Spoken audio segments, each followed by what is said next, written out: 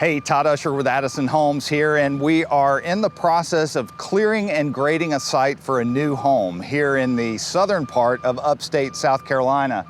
We've actually hit bad soil on this site, which is fairly uncommon on most job sites, but occasionally we run into this situation where we have bad soil.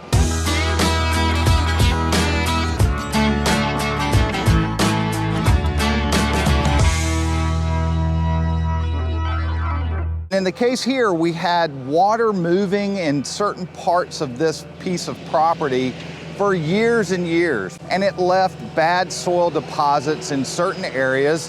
One area where we're going to put the garage of the house, and the other area was in the driveway accessing the property. So what we've done, which is our standard practice, we've called our soil engineer to come out, evaluate the soil under the portion of the house, the garage in this case, that's going to need to have load-bearing soil under it.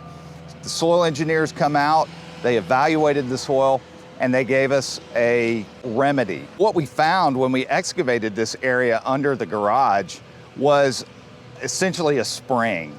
We had water flow from a pasture land up above, but we have an underground spring. I just wanted to show you, in our market, poor soil tends to have a color that's very much gray or light in color, whereas good soil is typically going to be red clay in our market, in this part of the country. So anytime we excavate and we see this light colored soil, chances are there's a layer there where water is probably just sitting.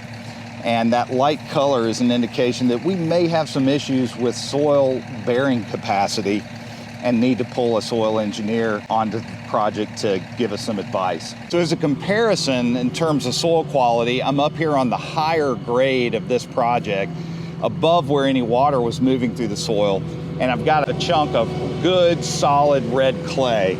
So this red clay I can't even crush in my hands, is packed so densely, and this is good material. So you can see the red color, it's very compact.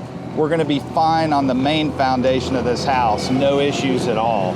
So I'm standing in front of the area that we had to remediate, where we found bad soil and then discovered an underground spring that was beneath where our future garage foundation was gonna sit. And what you can see behind me is we've dug the bad soil out with the guidance of a soils engineer. We've lined the hole with filter fabric, and we've built up about 18 inches of clean washed stone, where we'll then wrap the filter fabric on top of that stone, essentially making a burrito with filter fabric around the stone.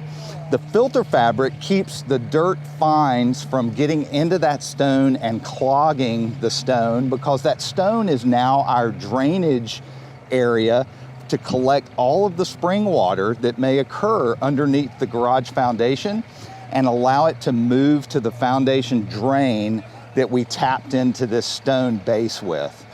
After we wrap the rest of the burrito and put the fabric on top, we'll actually fill the top of that, we'll cap it with compacted red dirt. And that dirt will serve as a structural foundation where we can then install our footings and our foundation walls for this garage foundation on this project.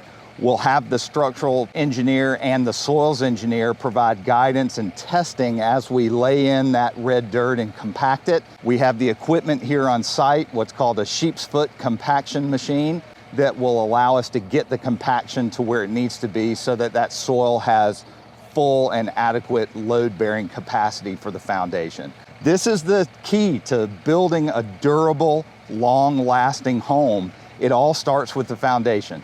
If we put a foundation on bad soil, then there's gonna be issues, probably sooner rather than later. So we have to make sure that the subgrade, the dirt, the earth, the load-bearing points on the home are fully supported and adequate for the home we're building. Now I'm down in the woods, downhill from the foundation area that we've had to fill with stone and wrap in filter fabric. This is where the pipe comes out from below, beneath that stone. Essentially, this is the continuation or the drain exit of the spring that we discovered on this job site. So if you can see down here, the pipe is actually running water, and that just shows you what's going on with the spring here. Water is just slowly running, but steadily running out of this pipe. Definitely did the right thing, removing not only the bad soil, but putting in this drainage layer with stone and fabric for this underground spring to continue to flow. I'm back out here at our site where we had the underground spring that we had to remediate, and our graders have finished doing their work. They've got the pad graded, ready for us to dig the footings and install the foundation. You can see the pad has been graded out behind me. We've cut down to good soil, moved some dirt around, filled some soil in some areas that we needed to bring it up, cut some soil down in areas that we needed to come down, but we are ready for the surveyors to come back and stake the house out so that we can dig our footings for our stem wall slab foundation. Back here at the spring, it's still flowing. If you look closely here, you can see that the water is still positively flowing out of this drain from the spring above. Pretty amazing that we can have groundwater like that under a house foundation, but with the correct soil engineering and remediation, we can have a perfectly stable, long-lasting home that'll be here for hundreds of years.